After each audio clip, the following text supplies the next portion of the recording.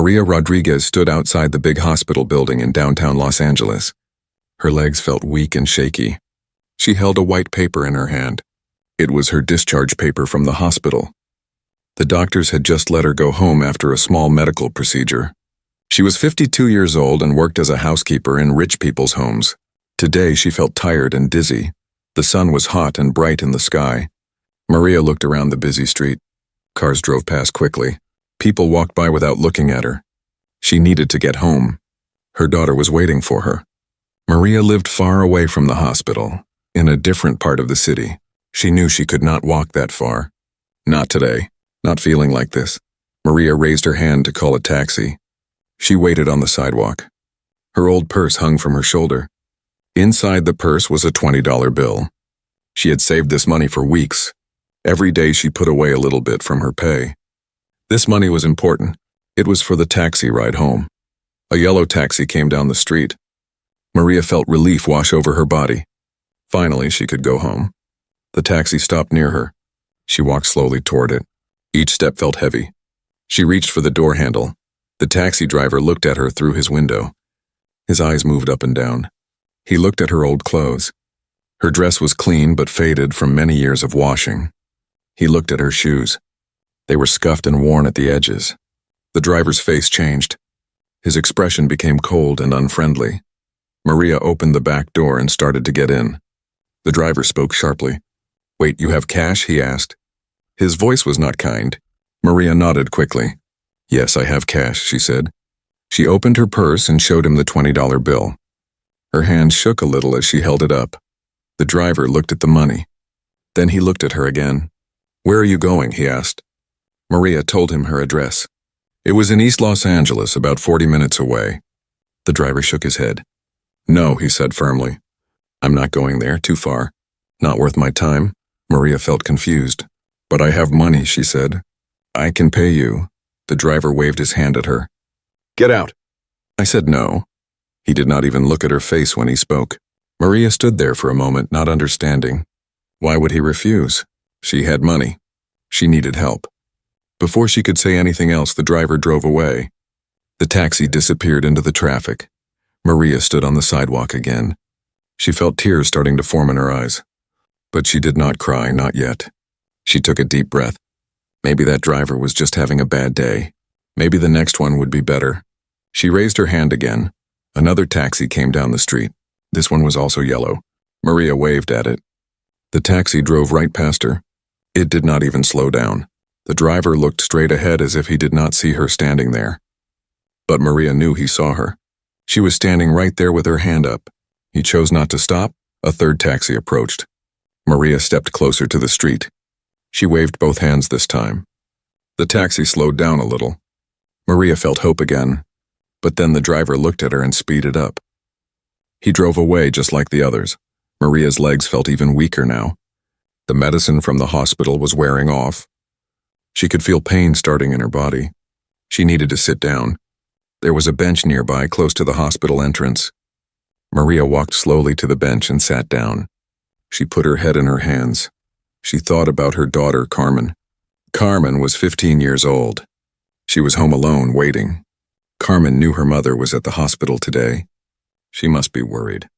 Maria had promised to come home as soon as the doctors let her go. She looked at her old phone. The battery was almost dead. She had only enough power for one call. She wanted to save it in case of emergency. The afternoon sun felt very hot now. Maria's throat was dry. She felt dizzy again. She pressed her hand against her chest. Her heart was beating fast.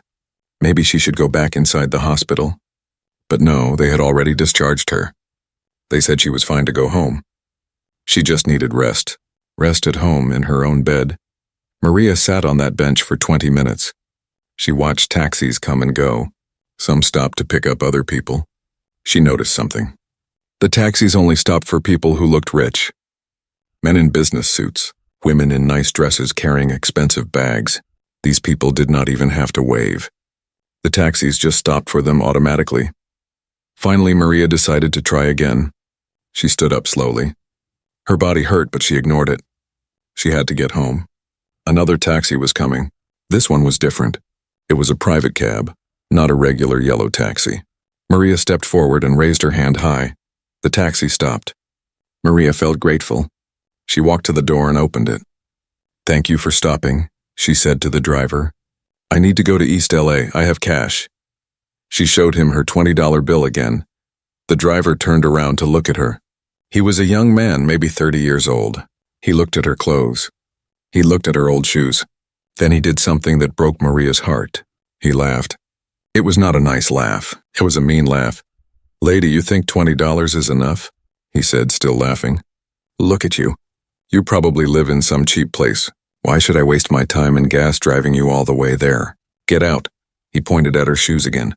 "I don't take people who can't even afford good shoes." Maria felt her face turn red. She felt shame and anger at the same time. But she was too tired to argue, too tired to fight. She stepped back from the taxi. The driver drove away, still laughing. She could see him through the window, shaking his head. This time Maria could not stop the tears. They rolled down her cheeks. She wiped them away quickly. She did not want people to see her crying. But her heart felt so heavy. Why were people so cruel? She worked hard every day. She was a good person. She just needed help getting home. Was that too much to ask? Maria walked back to the bench. She sat down again. Her whole body ached now. The pain from the procedure was getting worse. She needed her medicine at home. She needed to lie down. But how would she get there? She looked at the busy street. Cars everywhere. Taxis everywhere. But none for her. She thought about taking the bus. But the bus stop was 3 blocks away. She would have to change buses twice. The whole trip would take 3 hours. 3 hours of sitting on hard seats, feeling sick and dizzy. Maria did not know if she could do it. She closed her eyes for a moment. She said a little prayer in her heart. "Please, God," she whispered. "Please send me help. I just want to go home to my daughter. Please." Maria opened her eyes. The street looked the same, busy, loud, full of people who did not see her, full of cars that would not stop for her. She felt more alone than she had ever felt in her life. She was just a poor woman in old clothes, sitting on a bench outside a hospital. Nobody cared. Nobody noticed. Nobody wanted to help. But Maria was wrong about one thing. Someone was watching. Someone had seen everything, and that someone was about to change everything. Mark Sinclair sat in his big black SUV. Most people knew him by his movie name, Vin Diesel. He was famous all over the world. He made action movies that millions of people loved. Today he was not working. Today he was doing something personal. Mark had come to the hospital to visit someone. His friend's father was sick. He had spent an hour sitting with the old man, talking and trying to make him smile. Now he was leaving. But there was a problem. Traffic was bad, very bad. His SUV was stuck right outside the hospital entrance. Cars were not moving at all. Mark did not mind waiting. He was patient. He sat in the driver's seat looking out the window. His assistant, James, sat in the passenger seat. James was busy with his phone. He was talking to people about Mark's schedule. Next week was very busy, interviews, photo shoots, a meeting with movie producers. Mark was not listening to James. He was watching the street. He liked watching people. It was interesting to see how people acted when they did not know a famous person was watching them. Through his tinted windows, Mark could see everything, but people outside could not see him. That is when he noticed the woman. She was standing on the sidewalk near the hospital entrance. She looked tired and weak. Her clothes were old but clean. She was holding up her hand, trying to get a taxi. Mark watched as a yellow taxi stopped near her. The woman walked toward it slowly. She looked like she was in pain. Mark saw the taxi driver look at the woman. He saw the driver's face change. The driver shook his head and drove away. The woman stood there looking confused and sad. Mark felt something tighten in his chest. He knew what had just happened. The driver had refused to take her. But why? Mark continued watching. Another taxi came. The woman waved at it. This taxi did not even stop. It just drove past her. The driver did not look at her at all. Mark's hands tightened on the steering wheel. He felt angry, but he did not know why yet. He just kept watching. A third taxi approached. The woman waved again. This time she used both hands. The taxi slowed down for a moment. Mark thought it would stop. But it did not. The driver looked at the woman and then drove away quickly. Mark could see the disappointment on the woman's face even from far away. The woman walked to a bench and sat down. She put her head in her hands. Mark could tell she was struggling. Something about her reminded him of someone. He thought hard. Then it came to him. His mother. This woman reminded him of his mother. Mark grew up poor in New York City. Life was hard for his family. His mother worked many jobs to feed him and his siblings. She cleaned houses. She worked in offices at night. She did anything to make money. Mark remembered coming home from school and not seeing his mother. She was always working, always tired, always worried about money. He remembered one day when he was 12 years old. He went with his mother to her cleaning job. A rich family's house. Mark waited outside while his mother cleaned. When she finished, the woman who owned the house looked at his mother's old shoes. She said something mean. Mark did not hear the exact words, but he saw his mother's face. She looked hurt and embarrassed. The rich woman paid his mother less money than she promised. She said the cleaning was not good enough. But Mark knew that was a lie. His mother always did perfect work. His mother cried on the bus ride home that day. She tried to hide it, but Mark saw. He was just a boy, but he understood. People treated his mother badly because she was poor, because she wore old clothes, because she did not have power or money. That memory stayed with Mark his whole life. Even now, when he was rich and famous, he never forgot where he came from. He never forgot his mother's tears on that bus. Now, watching this woman on the bench, Mark felt that old anger come back. History was repeating itself. Another poor woman. Another person being treated like she did not matter. Mark watched as one more taxi stopped near the woman. She stood up quickly and walked to it. She opened the door. Mark could see hope on her face. But then the taxi driver turned around. Mark could not hear the words, but he saw everything. The driver looked at the woman. He looked at her clothes. Then the driver laughed.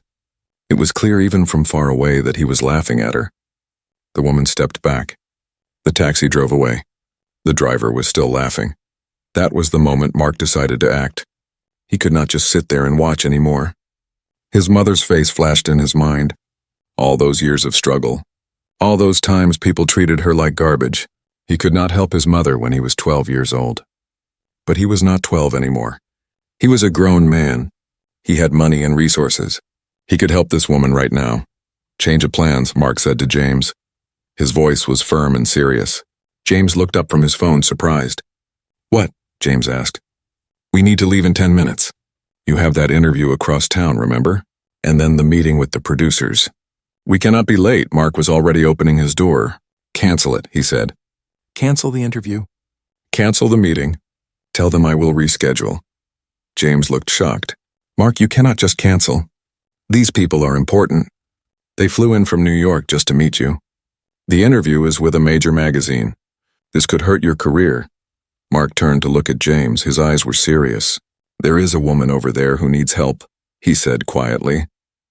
That is more important than any interview or meeting. Cancel everything for the next 2 hours. James opened his mouth to argue, but he saw the look on Mark's face. He knew that look. When Mark decided something, nothing could change his mind. Okay, James said with a sigh. I will cancel. But they will not be happy. Mark was already out of the SUV. I do not care if they are happy, he said. Tell them there was an emergency, because there is. He closed the door and started walking toward the bench. Traffic was still not moving. Mark's SUV was blocking one lane. Some drivers honked their horns. They were angry about the traffic. But Mark did not care. He walked across the street carefully. The woman was sitting on the bench with her eyes closed. She looked like she was praying or maybe just resting. Mark could see pain on her face. As he got closer, Mark noticed more details. The woman's hands were rough and red. Worker's hands, like his mother's hands used to be. Her purse was old and patched in one corner. Someone had fixed it carefully, probably the woman herself. Her shoes had small holes in them, but they were very clean. She had polished them. Even though they were old and broken, she kept them clean. Mark felt a wave of respect for this woman. She had pride. She took care of what little she had. She was not asking anyone for money. She was not begging. She just wanted a taxi to take her home. She had money to pay, but nobody would help her. Why? Because she was poor. Because she looked poor? Mark thought about all the times taxis stopped for him. They did not even know he was famous because of his dark windows. But they saw his expensive SUV. They saw his nice clothes. They stopped immediately. They were polite and respectful. But this woman? She could not get anyone to stop. She had money in her hand, but it did not matter. Her appearance was all people saw. Mark reached the bench. His shadow fell across the woman. She opened her eyes and looked up. The sun was behind Mark, so she had to squint. She did not recognize him at first. She just saw a tall man standing there. "Excuse me, ma'am," Mark said gently. "I could not help but notice those drivers giving you trouble." The woman looked confused. She tried to stand up, but her legs were shaky. Mark held up his hand. "Please stay sitting," he said. "You do not look well." The woman nodded slowly. "I just had a small procedure at the hospital," she explained. Her voice was soft and tired. "They let me go home. But I need to get there, and the taxis, they will not take me." Her voice broke a little when she said the last part. Mark could hear the pain, not just physical pain, emotional pain, the pain of being rejected over and over, the pain of being treated like you do not matter. Mark crouched down so he was at her eye level. He did not want to tower over her. He wanted to talk to her as an equal. "Where do you need to go?" he asked kindly. The woman told him her address. East Los Angeles. It was not close. Maybe 40 minutes in traffic. Mark understood now why some drivers refused. It was far, and they wanted to stay in the downtown area where they could get more customers quickly. But that was no excuse. A customer is a customer. This woman had money. She deserved service just like anyone else, I see, Mark said, nodding. "That is quite far." The woman's face fell. She thought he was about to walk away too. But then Mark smiled. It was a warm, genuine smile. "My car is right there," he said, pointing to his SUV. "Let me drive you home." The woman's eyes went wide. She stared at Mark's face. Recognition was starting to dawn. No, I cannot," she stammered. "You are." "Are you?" Mark smiled bigger. "I am just a guy with a car and some free time," he said simply. "And you need a ride. So let me help you." The woman looked like she might cry, but these would be different tears. Not tears of sadness or shame. Tears of relief and gratitude. Mark stood up and offered his hand to help her stand. She hesitated for just 1 second. Then she took his hand and let him help her up.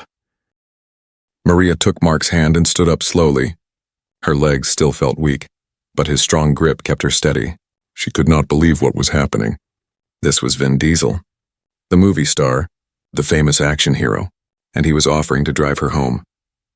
It felt like a dream. Maybe the medicine from the hospital was making her imagine things. "Are you sure?" Maria asked quietly. Her voice shook a little. "I do not want to trouble you." "You must be busy, important." Mark shook his head and smiled. "You are not trouble," he said firmly. "And right now, nothing is more important than making sure you get home safely. Can you walk to my car?" Maria nodded. "Yes, I think so." But when she took her first step, she stumbled.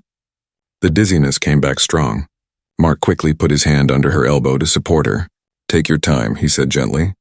"There is no rush. We will go slowly." They walked together across the street. Mark kept his hand on her elbow the whole time. He matched her slow pace. He did not rush her or seem impatient. Some people on the sidewalk noticed them. A few recognized Mark. They pulled out their phones to take pictures. But Mark ignored them. His focus was completely on Maria. James saw them coming. He jumped out of the SUV quickly. "Is she okay?" he asked Mark. "Should we call a doctor?" Mark shook his head. "She just got discharged from the hospital. She needs to get home and rest. Open the passenger door for her." James opened the door. Mark helped Maria climb into the tall SUV. It was much harder than getting into a regular car. Maria had to step up high. Mark put his hand on her back to steady her. When she was finally seated, he reached across and helped her with the seatbelt. "Comfortable?" he asked. Maria nodded. She was sitting in the most comfortable car seat she had ever felt. It was soft leather. There was air conditioning blowing cool air on her face. It felt like heaven. Mark closed her door gently and walked around to the driver's side. James stood there looking worried. "Mark, are you sure about this?" he whispered. "We are already running late. And what if someone takes photos? What if this becomes a story? You know how the media can twist things." Mark looked at his assistant. His face was serious. "James, if helping someone in need becomes a bad story, Then the media can write whatever they want. I do not care.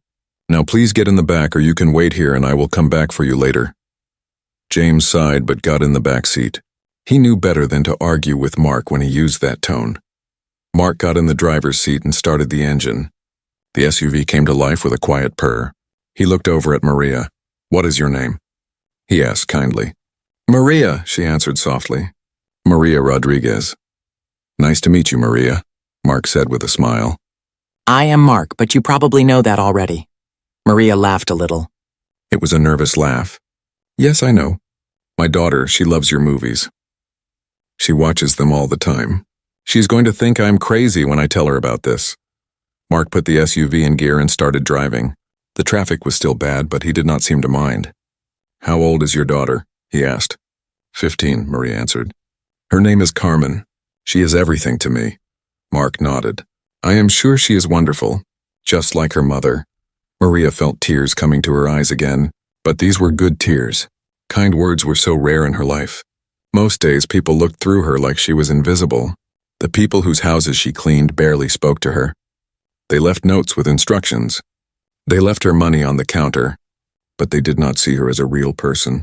Just as the maid, the help, someone who cleaned their dirt and then disappeared.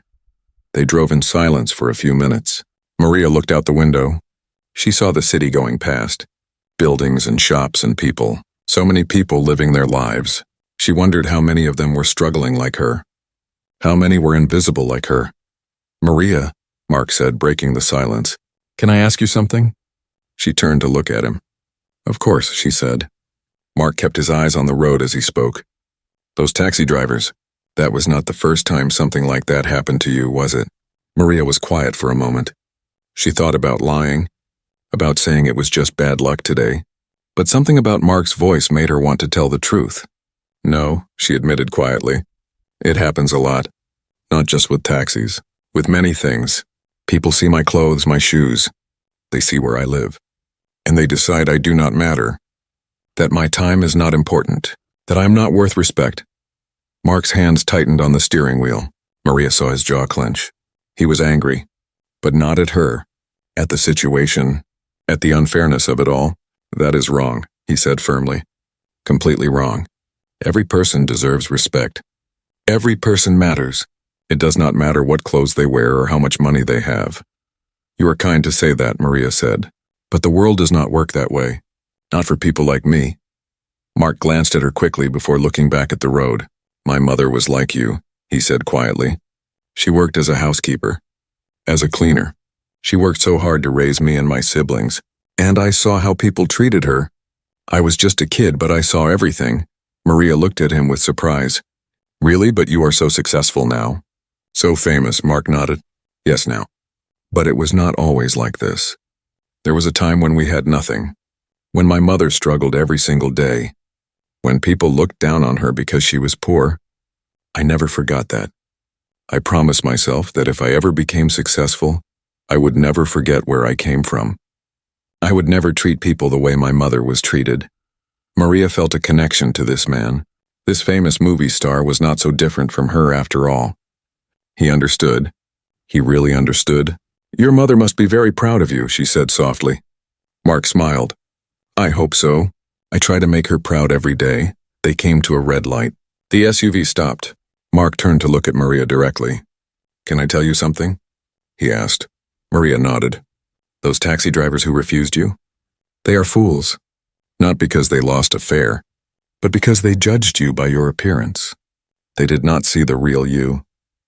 They did not see a hard worker, a good mother, a strong woman.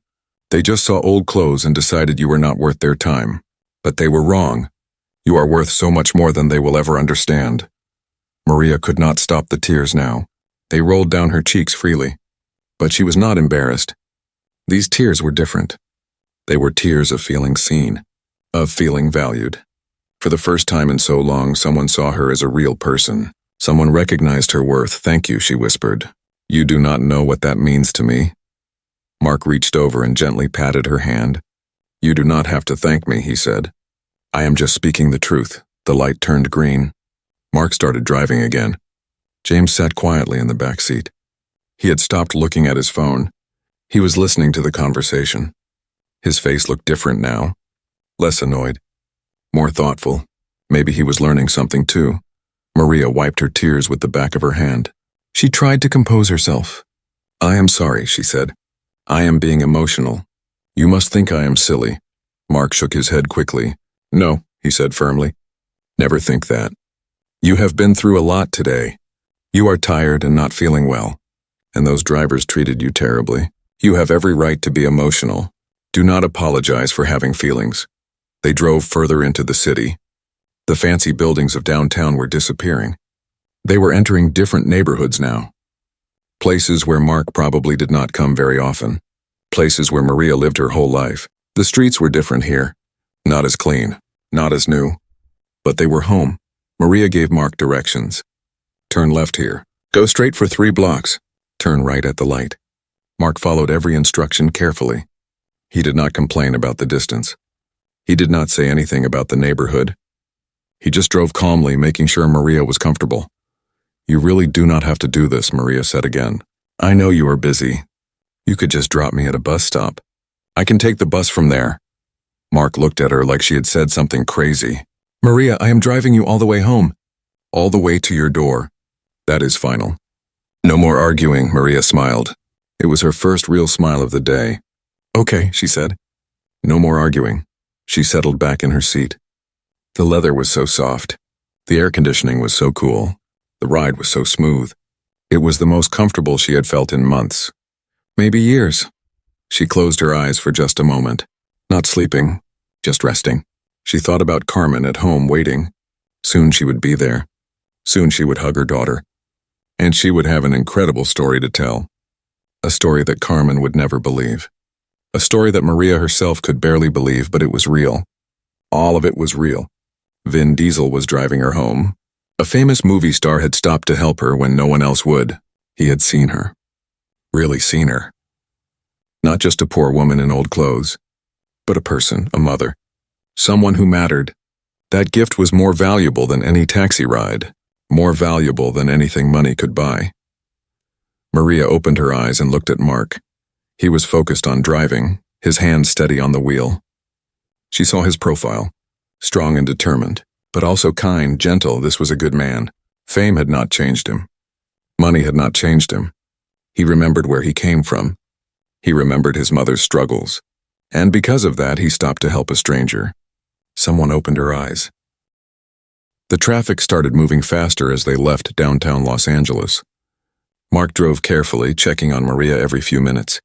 She sat quietly in the passenger seat looking out the window. Her breathing had become more relaxed. She was starting to feel a little better. The cool air in the car helped. The comfortable seat helped. But most of all, knowing she was going home helped. "Are you feeling okay?" Mark asked gently. "Do you need me to stop anywhere? Maybe get you some water?" Maria shook her head. "No, thank you. I am okay. I just want to get home. My daughter must be so worried.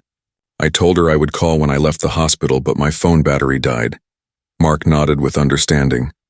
"We will get you home soon. Maybe 20 more minutes." He glanced at her. "What kind of procedure did you have? If you do not mind me asking." Maria touched her chest lightly. "Just a small thing with my heart. Nothing serious," the doctors said. "But I have to take medicine now. And rest for a few days." "You should definitely rest," Mark said firmly. "Your body needs time to heal. Will you be able to take time off from work?" Maria laughed, but it was a sad laugh. "Time off? I cannot afford time off. I have to work. I clean houses 6 days a week. If I do not work, I do not get paid. No work means no money. No money means no food. No medicine for Carmen." Mark was quiet for a moment. He understood that reality. His mother had lived that same reality. When she was sick, she still went to work. Because missing even one day meant not being able to pay rent. It meant the children going to bed hungry. It was a terrible choice no one should have to make. "What is wrong with Carmen?" Mark asked softly. "You mentioned medicine for her." Maria's face changed. It filled with worry and love at the same time. "She has asthma," Maria explained. "Bad asthma. She needs an inhaler every day, sometimes 2 inhalers. And when she gets really sick, she needs special medicine. Very expensive medicine." "The medicine costs a lot?" Mark asked. Maria nodded. "So much money. Sometimes I have to choose. Pay for Carmen's medicine or pay the electric bill. Buy Carmen's medicine or buy enough food. It is always a choice. Always something I have to sacrifice. Mark felt that familiar anger rising in his chest again. A mother should not have to choose between medicine for her sick child and electricity. A mother should not have to decide between food and health care. It was wrong. It was all wrong. But he knew this was the reality for millions of people. People who worked hard every single day but still could not make ends meet. That must be so difficult, Mark said quietly. I am sorry you have to go through that. Maria shrugged, trying to seem strong. It is my life. I do what I must do. Carmen is everything to me. Her father died 3 years ago. Heart attack. Just like that, one day he was here, the next day he was gone. Now it is just the two of us. I have to take care of her. I have to keep her safe. I am sorry about your husband, Mark said. He could hear the pain in Maria's voice even after 3 years. Thank you, Maria said softly. He was a good man. He worked construction. Very hard work. I think the stress of always worrying about money, about bills, about taking care of us. I think it hurt his heart, made it weak. They drove past a school. Children were playing in the yard. Maria watched them and smiled. Carmen wants to go to college, she said. She is very smart. Gets good grades even though she misses school sometimes when her asthma is bad. She wants to be a nurse. She wants to help people. That is wonderful, Mark said with a genuine smile. She sounds like an amazing girl. Maria's face glowed with pride. She is. She's so much better than me, smarter, stronger. I want her to have everything I never had. A good education. A good job. A life where she does not have to worry about money every single second. Mark understood that feeling completely. His mother had wanted the same things for him. She worked herself to exhaustion so he could have opportunities she never had. She sacrificed everything so he could go to school, so he could eat well, so he could dream big dreams. And look at him now, a successful actor, famous around the world. His mother's sacrifices had paid off. He had made it out of poverty. Carmen will make it, Mark said confidently. With a mother like you, how could she not succeed? You are teaching her the most important things. Hard work, sacrifice, love. Those things matter more than money. Maria smiled, but her eyes were sad. I hope you are right. But sometimes I worry. I see her wearing old clothes to school. Clothes from thrift stores. I see her friends with new phones and nice things. And I cannot give her those things. I worry she feels ashamed. Does she complain? Mark asked. Maria shook her head quickly. Never, not once. She is such a good girl. She tells me not to worry. She says she does not care about those things. But I am her mother. I see her face when her friends talk about going to movies or buying new clothes. I see the sadness she tries to hide. Mark's heart ached for this family. A good mother and a good daughter, both trying so hard, both sacrificing for each other. This was real love, real family, not the fake Hollywood version, not the perfect pictures on social media. This was raw and real and beautiful in its struggle. They turned onto a street with small apartment buildings. The buildings were old but maintained. People sat on steps, talking and laughing. Children rode bicycles on the sidewalk. This was a real neighborhood. A community. People who knew each other. People who helped each other survive. It is just ahead, Maria said, pointing. The building with the green door. Mark slowed down. He saw the building Maria was pointing to. It was 3 stories tall, old but clean. There were flowers in some windows. Someone had tried to make it look nice despite its age. Mark pulled the SUV up to the curb right in front of the green door. He put the car in park but did not turn off the engine yet. He turned to look at Maria. She was gathering her purse, getting ready to leave. But Mark was not ready for this to end yet. He had more to say. Maria, he said gently. She looked at him.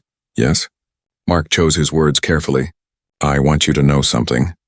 What those taxi drivers did today was wrong. But you handled it with dignity. You did not yell or make a scene. You just kept trying. That shows real strength. Maria looked down at her hands. I do not feel strong. Most days I feel like I am barely surviving. Like I am one bad day away from everything falling apart. Mark shook his head. That is exactly what strength is. Real strength is getting up every morning when you are exhausted. Going to work when your body hurts. Smiling for your daughter when you want to cry. Keeping going when everything feels impossible. You are one of the strongest people I have ever met. Tears filled Maria's eyes again. You are too kind, she whispered. I am just telling you the truth, Mark said. I have met a lot of people in my life. Rich people, famous people, powerful people, but most of them do not know what real strength is. They have never struggled. They have never had to choose between medicine and food. They have never been judged by their shoes. You have lived through all of that and you are still here, still fighting, still taking care of your daughter. That is real strength, Maria wiped her eyes. Thank you, she said. I needed to hear that today. After those taxi drivers, I felt so small, so worthless, like maybe they were right to refuse me, like maybe I am not worth respect. Mark's voice became firm. No, never think that. They were wrong. You are worth respect. You are worth kindness.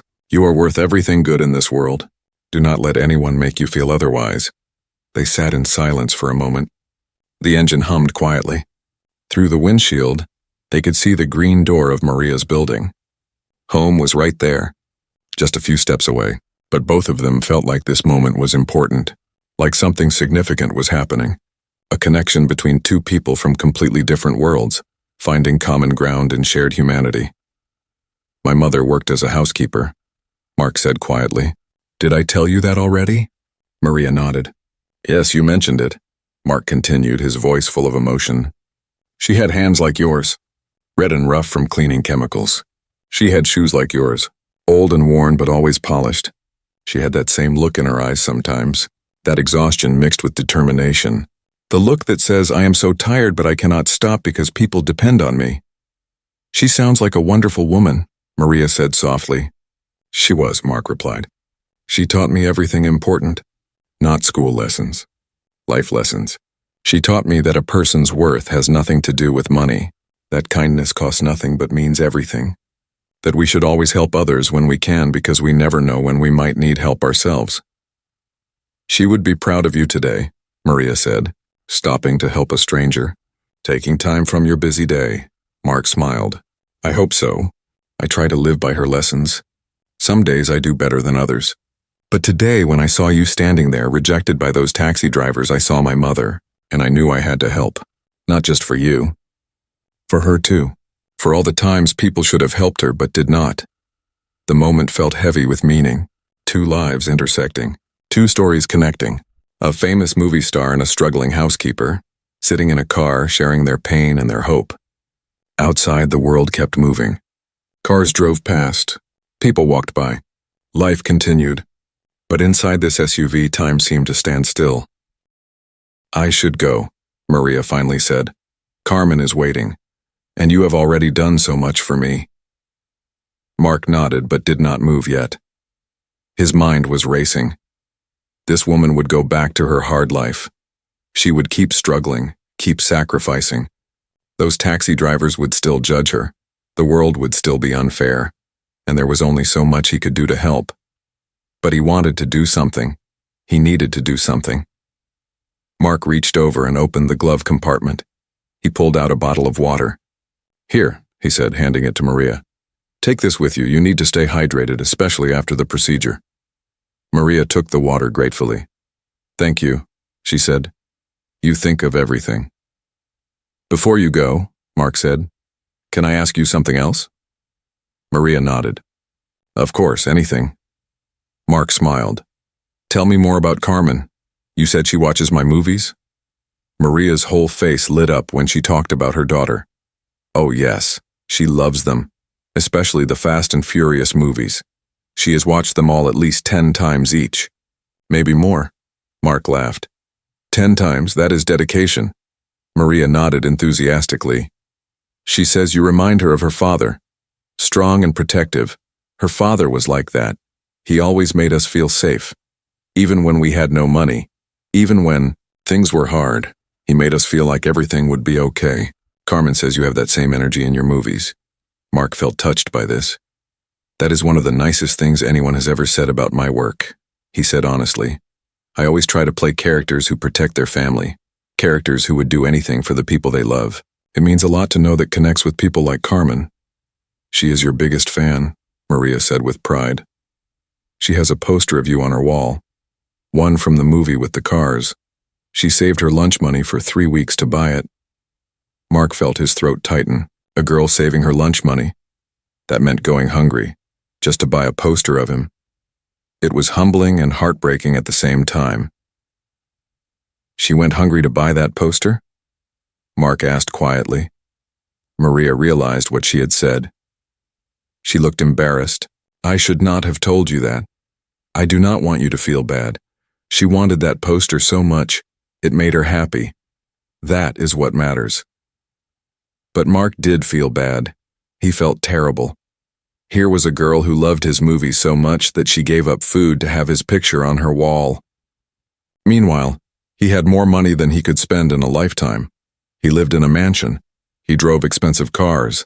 He ate at fancy restaurants. The contrast was painful to think about. Does she know you are coming home in my car? Mark asked. Maria shook her head. No, my phone died, remember? She does not know anything. She is probably worried. I said I would call when I left the hospital, but I could not. Mark thought for a moment. How would she react if she saw me?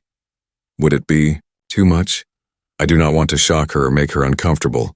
Maria laughed. Too much? She would probably faint, or scream, or both. She would never believe it. I am not sure I believe it myself. Mark grinned.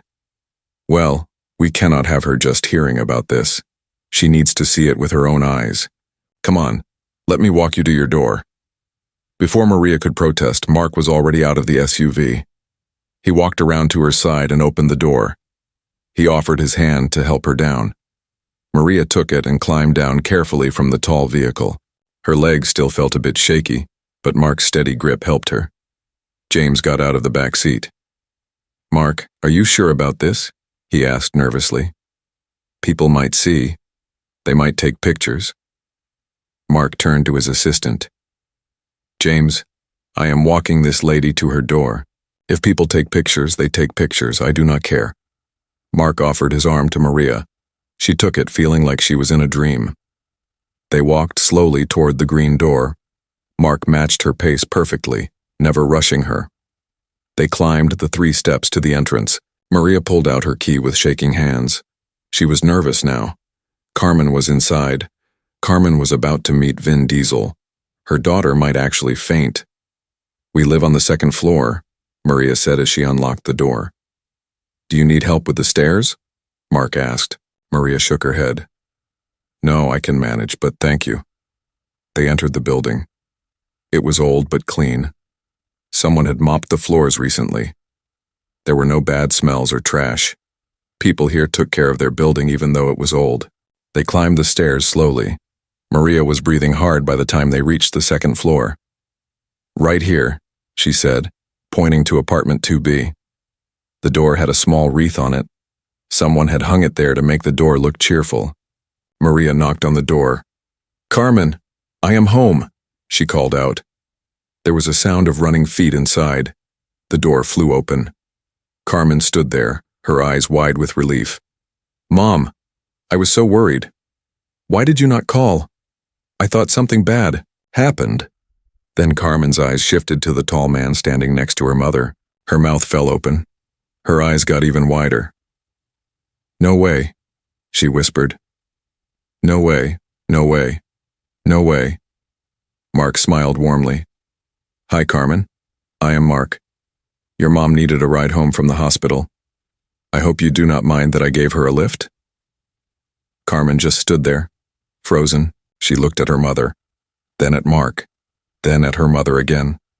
She seemed unable to process what she was seeing. Carmen, breathe, Maria said with a laugh. This is real. Vin Diesel really drove me home. Carmen's hand went to her mouth. Oh my God, she said. Her voice was shaking. Oh my God, this is not real, I am dreaming. Or maybe Mom's medicine is making me see things. Mark laughed. I promise you are not dreaming. Your mom had some trouble getting a taxi, so I offered to help. Carmen's eyes filled with tears, happy tears. I cannot believe this. Wait until I tell my friends, they will never believe me. Never. Can we take a picture? Maria asked Mark. If you do not mind. I know you probably get asked that all the time. Mark smiled. Of course, come here, both of you. He pulled out his phone. Carmen was still in shock. She moved like a robot, standing next to Mark. Maria stood on his other side. Mark held up his phone and took a selfie of all three of them. Got it, he said, checking the picture. Perfect, let me send it to you. Then he realized. Oh, your phone is dead. Do you have Carmen's number? Maria gave him Carmen's number. Mark sent the picture. A few seconds later, Carmen's phone buzzed. She looked at it and gasped. This is my new favorite picture ever, she said. I am printing this and putting it on every wall in the apartment. Mark smiled. He liked this girl. She had her mother's warmth and genuine nature. Despite having so little, she was full of joy and enthusiasm. Your mom tells me you are a big fan of my movies, Mark said to Carmen. Carmen nodded so hard her head might fall off. The biggest fan. I have seen all of them, multiple times. You are my favorite actor ever. She has a poster of you, Maria added. She saved up her money to buy it. Carmen shot her mother a look. Mom, she said, embarrassed. Mark crouched down a little to be closer to Carmen's height. That means a lot to me, he said seriously. Knowing that my movies mean something to you, that they make you happy. That is why I make them. For fans like you. Carmen looked like she might cry again. You are even nicer in person than in the movies, she said. Thank you for helping my mom. Those taxi drivers were so mean to her. I heard her on the phone earlier talking to someone about it. She was crying. Mark's face became serious. Those drivers were wrong. Your mother is an amazing person. She is strong and kind and works so hard for you. You should be very proud of her. Carmen nodded. I am proud of her. She is the best mom in the world. Maria was crying now. Happy tears rolled down her cheeks, hearing her daughter say these things, seeing her daughter so happy. Having someone like Mark validate her struggles and praise her strength. It was overwhelming in the best way. Can I see inside? Mark asked. I would love to see your apartment, especially that poster Carmen has. Maria looked worried. Oh, it is very small. Not fancy at all. I am embarrassed for you to see it. Mark shook his head.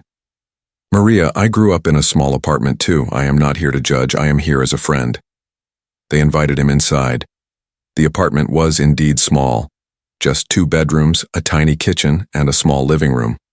But it was spotlessly clean. Everything was organized and neat. There were flowers in a vase on the table. Someone had put up cheerful curtains. Despite having very little money, Maria had made it a home. Mark looked around and felt respect for this family grow even more. He saw evidence of their struggles everywhere. The old furniture, the small TV, the patches in the carpet. But he also saw evidence of love. Pictures of Carmen on every wall showing her growing up over the years. A homemade birthday banner still hanging from Carmen's last birthday. Books from the library stacked neatly on a shelf. This was a family that might not have much, but they had what mattered. Can I see your room, Carmen? Mark asked. Carmen's eyes went wide again. You want to see my room? Really? She ran ahead to open the door. Mark followed her. The room was tiny, a small bed, a desk, a lamp. But the walls were covered with pictures and posters, and right above the bed was his poster from Fast and Furious. It was hung carefully and perfectly centered. Mark stood there looking at it. This poster probably cost $15 or $20, but Carmen had saved her lunch money for weeks to buy it. She had gone hungry for this picture of him. That thought would stay with him forever. It would remind him why his work mattered. It is a good poster, Mark said with a smile. You put it in the perfect spot. Carmen beamed with pride. I wanted to see it first thing when I wake up and last thing before I sleep. You inspire me. You show that even when things are tough, you can be strong. You can protect the people you love. Mark felt his eyes getting wet. He turned away so Carmen would not see. He looked at the rest of her room. He saw textbooks stacked neatly. She was studying hard despite everything. He saw an inhaler on the nightstand. Her medicine. The expensive medicine her mother struggled to afford. He saw worn clothes hanging in an open closet. Only a few items, but all clean and carefully maintained. This room told a story of a good girl with big dreams, a girl who studied hard, who loved her mother, who was grateful for small things, who saved lunch money to buy posters, who faced challenges but kept smiling. This was the kind of person who deserved every opportunity in the world. Mark stood in Carmen's small room, looking at all the posters and pictures on her walls. He saw dreams here. He saw hope. He saw a young girl who believed in heroes, who believed good people existed in the world. Looking at that poster of himself carefully hung above her bed, he felt a weight of responsibility. He was someone's hero, someone's inspiration. He needed to live up to that. He turned back to Carmen. "Your mom tells me you want to be a nurse," he said. Carmen nodded eagerly. "Yes, I want to help people who are sick. Like the doctors and nurses who help my mom, and who help me when my asthma gets really bad. They are so kind and patient. I want to be like them." "That is a beautiful goal," Mark said seriously. "The world needs more nurses, more people who care about helping others." He paused, thinking, "Are your grades good enough for college?" Carmen's face fell a little. "My grades are really good. All A's and B's, but college costs so much money. I do not know if we can afford it. Mom says we will find a way, but I see how hard she works already. I do not want her to work even harder just for me." Mark looked at Maria, who was standing in the doorway of the bedroom. She had that look on her face again, love mixed with worry, the look of a parent who wanted to give their child everything but did not know how. Mark understood that look. His mother had worn that same expression many times. "Listen to me, Carmen," Mark said, crouching down to her level. "Do not give up on your dreams because of money. There are scholarships, financial aid, ways to make it work. You keep getting those good grades. Keep being the amazing person you are. The rest will work out somehow." Carmen nodded, but Mark could see doubt in her eyes. She was young, but she understood reality. She saw her mother's struggles every day. She knew money did not just appear magically.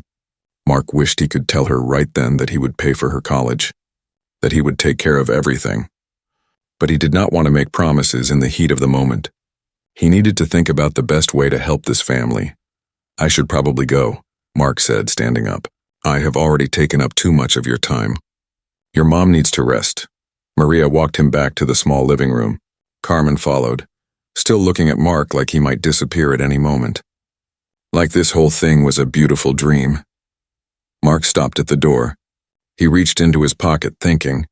He always carried cash for exactly this reason, for moments when he met someone who needed help. He pulled out his wallet. Inside were several $100 bills. He had taken out cash that morning for tipping people at the hospital. Security guards, nurses, people who worked hard and were often overlooked. He took out all the cash. It was about $600. He folded it carefully. Then he took Maria's hand and pressed the money into her palm. He closed her fingers around it gently. "This is for the groceries you could not buy because you spent money on the taxi," he said quietly. "And for Carmen's medicine. And for whatever else you need." Maria looked at the money in her hand. Her eyes went wide. "No," she said, trying to give it back. "No, you have already done too much. You drove me home. You have been so kind. I cannot take your money." Mark closed her hand again, keeping the money inside. "Yes, you can," he said firmly. "And you will. This is not charity, Maria. This is one human helping another human. Please, let me do this." Tears streamed down Maria's face. "I do not know what to say," she whispered. Carmen was crying too, standing behind her mother. Mark smiled at them both. "You do not have to say anything. Just take care of yourself. Rest like the doctor said. And Carmen, you keep studying hard. Keep dreaming big dreams." He pulled out his phone again. "Let me take one more picture," he said. "A better one this time." He put his arm around both Maria and Carmen. They stood close together, all three of them, smiling. Mark held up his phone and took several pictures. "Perfect," he said, looking at them. "These are beautiful." Then Mark did something unexpected. He pulled a small card from his wallet. It had his personal assistant's number on it. He handed it to Maria. "If you ever need anything," he said. "If Carmen needs help with college applications, if there is an emergency, anything at all, call this number. Promise me you will call if you need help." Maria took the card with shaking hands. "I promise," she said, her voice breaking. "Thank you. Thank you so much. I will never forget this, never. Mark hugged her gently, careful not to hurt her after her procedure. Then he hugged Carmen too. The young girl held on tight like she did not want to let go. You are both amazing, Mark said. Do not ever forget that. He walked to the door. James was waiting in the hallway looking at his phone. Ready? James asked. Mark nodded. He looked back one more time at Maria and Carmen standing in their doorway. Two beautiful souls who had touched his heart. Take care of each other, he said. Then he walked down the stairs. As Mark and James walked back to the SUV, Mark was quiet. He was thinking hard. This was not enough. Giving Maria some cash was nice, but it was just a temporary fix. Next month she would struggle again. Carmen would still worry about college money. The system that made life so hard for people like them would still exist. Mark wanted to do more. He needed to do more. He got in the SUV and started the engine. James got in beside him. That was a good thing you did, James said quietly. It was the first kind thing James had said all afternoon. Mark glanced at him. You think so? He asked. James nodded. Yeah, I was annoyed at first about the canceled meetings. But watching you with that family, it reminded me of something. We get so busy with deals and interviews and money that we forget what actually matters. You just reminded me, Mark smiled. I am glad, he said, because I am going to need your help with something. James looked curious. What do you need? Mark pulled out his phone as he drove. I want you to find the best way to help that family long term. Not just giving them money. I want Carmen to be able to go to college. I want Maria to be able to afford good health care. I want to set up something that really helps them. Can you work on that? James was already taking notes on his phone. Consider it done, he said. I will look into scholarship funds. Maybe we can create something for families like theirs. Multiple families, not just them. Mark nodded enthusiastically. Yes, exactly. There are probably thousands of families just like them in Los Angeles alone. Single mothers working multiple jobs. Smart kids who cannot afford college. We should help as many as we can. They drove back toward Mark's house. But Mark's mind was still at that small apartment. Still with Maria and Carmen. Still thinking about how to make a real difference. When he got home, he would call his publicist. He wanted to share this story. Not to make himself look good, but to shine a light on a problem. To show people that discrimination happened every day. That good people were being treated badly just because of how they looked. 3 days later, Mark posted on his social media. He shared the photo of himself with Maria and Carmen. He wrote a long message about what had happened. About the taxi drivers who refused to help Maria. About how wrong that was. About how every person deserves dignity and respect no matter what they wear, or how much money they have. He wrote about his own mother. About growing up poor. About watching people treat his mother like she was invisible. He wrote about how success had not made him forget where he came from. About how important it was to help others when you could. He ended the post with a challenge to his followers. To be kind to everyone. To help when they saw someone struggling. To remember that we all share this world together. The post went viral within hours. Millions of people saw it. Thousands shared it. The comments flooded in. People shared their own stories of being judged by their appearance. Of being refused service because they looked poor. Of being treated as less than human. The conversation grew and grew. News outlets picked up the story. They interviewed Maria and Carmen. The two of them appeared on local news telling their story. Maria was nervous on camera, but Carmen was confident. She spoke about how hard her mother worked, how much she sacrificed, how those taxi drivers broke her mother's heart that day, how Mark had restored her faith in humanity. The taxi company where those drivers worked faced huge backlash. People called them, left bad reviews online, demanded that the drivers who refused Maria be fired. The company had to make a public statement. They apologized to Maria. They said they would train their drivers better. They created a new policy. No driver could refuse a passenger based on appearance. Any driver who discriminated would be fired immediately. Other taxi companies in Los Angeles followed with similar policies. The story had sparked a movement. People started paying attention to how service workers treated customers, how everyone deserved basic respect. It was a small change in a big world, but it was something. It mattered. Donations started coming in for Maria's family. People from all over the country sent money. Strangers who were touched by the story. who wanted to help. Maria was overwhelmed. She cried when she saw the GoFundMe page someone had created for them. Within a week, it had raised over $100,000. Money for Carmen's education. Money for Maria's medical care. Money so Maria could maybe work a little less and rest a little more.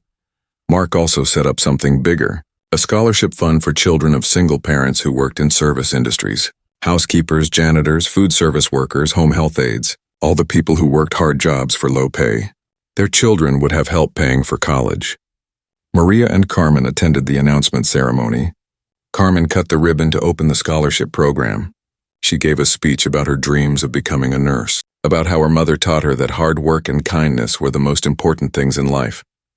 Mark stood in the back of the room, watching. He felt proud. This was what his success was for. This was what his platform was for. Not just making movies, not just entertaining people, but using his voice to help others, to create change, to make the world a little bit better. In the weeks after, Maria's life changed in ways she never imagined. She was able to cut back to 4 days of work instead of 6. She could afford Carmen's medicine without stress. She bought herself new shoes. Nothing fancy, just comfortable shoes without holes, but they felt like a luxury to her. She cried the first time she wore them. Carmen threw away her old school clothes and bought new ones. Not expensive designer clothes. Just regular clothes that fit well and were not from thrift stores. She felt confident wearing them. She smiled more at school. Her asthma got better because they could afford better medicine and she stressed less. But the best change was not about money. It was about dignity. Maria walked with her head higher now. She looked people in the eye. She knew her worth. She had been seen. Really seen, not just as a poor housekeeper, but as a person, a mother, a strong woman who mattered. One man had taken the time to see her, to help her, to validate her existence, and that had changed everything.